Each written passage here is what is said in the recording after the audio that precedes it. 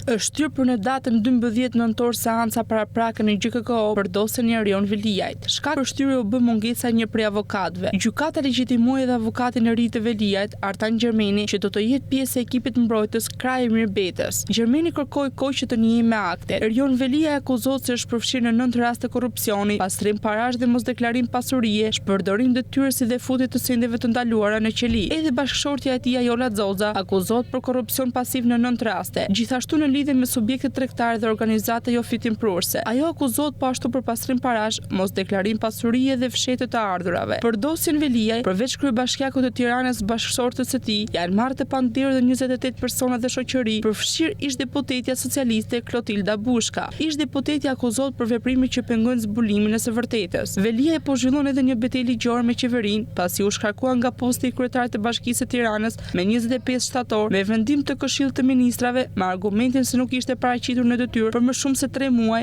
që nga arrestimi me 10 shkurt. Por për pak ditë më pas Veliaj depozitoi ankimin në gjykatën kushtetuese, kërkesës e cila pezullon shkarkimin e tij dhe bllokoi zgjedhjet e parakohshme në Tiranë deri kur të shprehej gjykata më e lartë në vend. Pak ditë më parë, apeli i GJKO-i rozoi kërkesën Veliaj për të shpallur si të pavlefshme hetimet paraprakë të kryera nga SPAK.